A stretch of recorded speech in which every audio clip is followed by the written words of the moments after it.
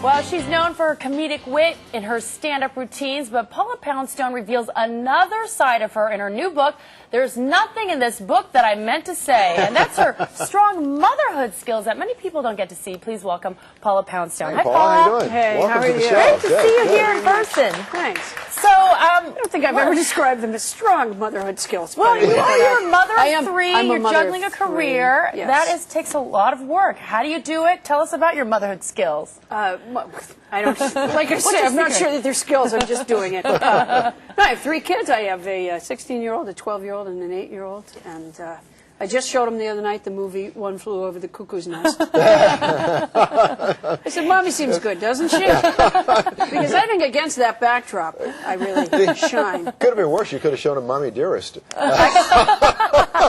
No, I don't think they should. What would you say are the greatest challenges of parenting, though? Because you've written about parenting as presenting some tough challenges. What's the hardest thing about it? We have some tough challenges. Homework. Yeah. I think is right up there. Yeah. It's just impossible. At this point, too, just to even figure out what the homework is, I'm finding challenging a lot of time. With my 8-year-old, because now I have a little experience from the older kids, so with the 8-year-old, I've taken to just plain doing it. Yeah. And what kind of grades do you get? I'm doing very well, and I know my 7s, and I feel good about that. I asked him to. It's the opposite. Instead of him forging my writing, I've been forging his. And he's sailing through. He's doing very, very well. That's good. Good for him. We recently did a diorama that was a thing of beauty. Do you remember the diorama? Did you guys have that? No, yes, we did. They still have it, where you interpret the scene, a scene from a book. Oh, yes, yes. In the inside back of a shoebox in construction paper. Yeah, I never did that. Yeah, it was That originally so much fun. conceived of. A lot of people don't know this, but it was originally conceived of by a shoe salesman. No. It's across the shoebox.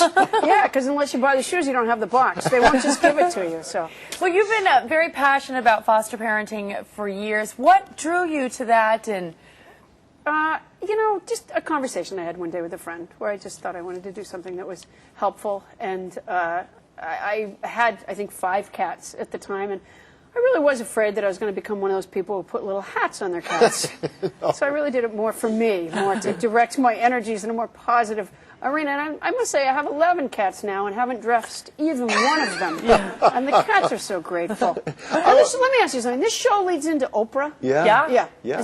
So people watch this show and then they watch. That's why her show is such a big deal. They watch us first. That's why her numbers go Without up. us, she'd be nobody. She's been coattailing on you for the longest And time. I'm tired of it, damn it. Exactly. Because I actually mentioned this in my book, but Oprah at one point wanted me on, and they called and they asked, I swear I'm not making this up, they called and they asked me if I would be on their show about women who drink alone. And I said, what? I swear this is a true story. And I said, although I had a drinking problem, I said, and that's true, but I said, I've often thought of myself more as a stand-up comic. And the producer actually said to me, well, Oprah might touch on that. Yeah. So I said, did you go on? No, I declined No, the opportunity to present myself in that form. But I've often thought about, what do people watch just before they watch that? And it turns out this. Right. Yeah. Now, Other So this topics. is really, for me, I'm really happy to be here, and I thank you so much for having me. But it's also an important part of a research project that I've been doing. Anyway, what is that? Well, to figure out what people were watching before they watch Oprah. And Now we know. it's here.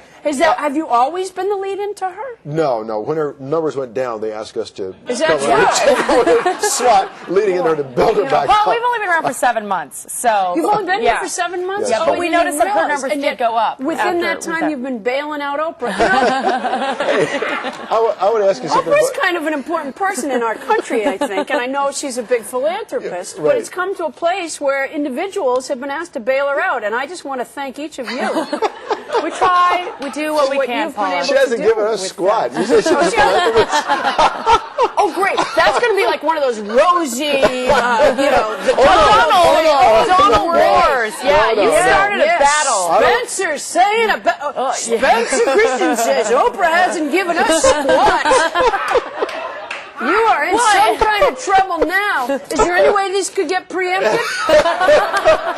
Do you want to pretend we're having an earthquake or something and have this called off? You're in big trouble. Only thing I'm missing is a comb over. I'm telling you, it's downhill from here. I can't believe you slammed Oprah like that. I have to ask you one thing about I'll the bet book. you do. Now you got to You bail would him kill out, to Paula. ask me something about my book right now. How did you choose? You're going to read a lot from my book in another couple of seconds. You so many funny so things you make in me the laugh book. so much I'm crying. He's crying. He's crying. Oh, that will go over on Oprah. They love it when people cry. She'll bring you on. Especially grown men like you. Yeah, grown men crying.